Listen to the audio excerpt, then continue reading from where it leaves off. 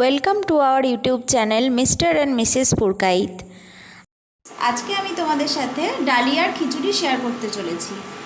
ডালিয়ার খিচুড়ি করার জন্য আমি 1 কাপ ডালিয়া আর 1 কাপের থেকে কিছুটা কম মুসুর ডাল নিয়েছি। এটা তোমরা মুগের ডাল দিয়েও করতে পারো, যার যেরকম খেতে ইচ্ছা। চলো আমরা দেখে নিই। প্রথমে আমি ডালিয়াটাকে শুকনো কড়াই দিয়ে ভেজে নেব একটু। ডালিয়া আর মুসুর ডালটা একসাথে দিয়ে দেব। এরপর আমরা শুকনো কড়াই একটু নেড়ে নেব। ডালিয়াটাকে আর মুসুর ডালটাকে আমার শুকনো কড়াইতে নাড়া হয়ে গেছে। এবার আমি এটাকে নামিয়ে ঠান্ডা করে নেব। দেখো এটা একদম ঠান্ডা হয়ে গেছে। এবার আমি এটাকে ধুয়ে নেব ভালো করে পরিষ্কার জল দিয়ে জলটা ঝরিয়ে নেব।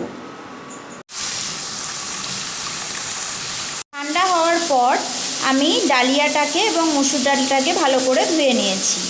ডালিয়ার খিচুড়িতে আমার কাছে আজকে বেশি সবজি নেই, গাজর, বরবটি আর আলু ছিল।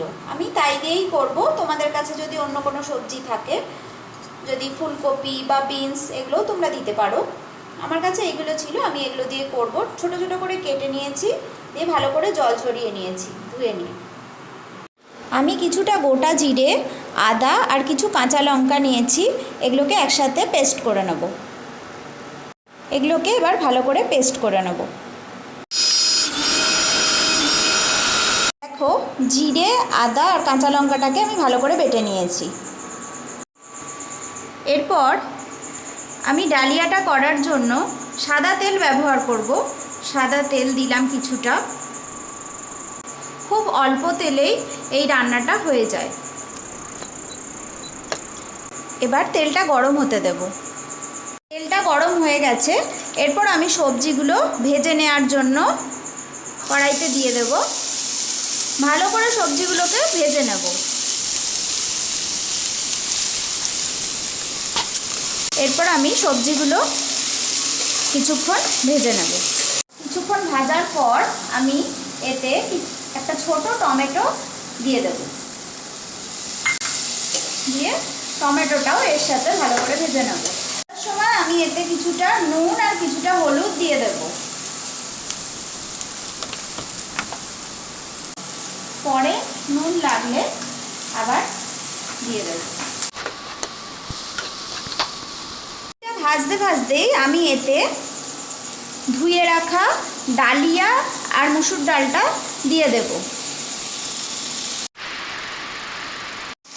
সব জিনিসগুলোকে আমি একসাথে ভালো করে ভেজে নেব।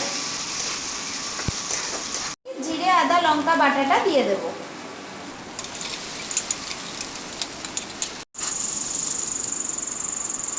ঈষৎ উষ্ণ জল অ্যাড করে দেব।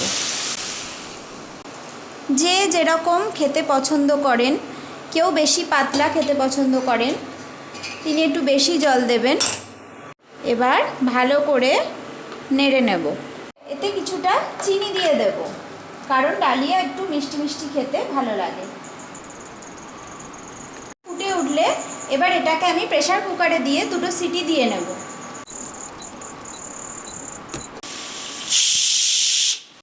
দুটো সিটি হয়ে যাওয়ার পর আমি কিছুক্ষণ প্রেসার কুকারটাকে ওই অবস্থাতেই রেখে দিয়েছিলাম। কিছুক্ষণ পর খুলে আমি এতে নামানোর আগে কিছুটা ঘি আর গরম মশলা গুঁড়ো দিয়ে দেব। এতে স্বাদটা খুব ভালো হবে।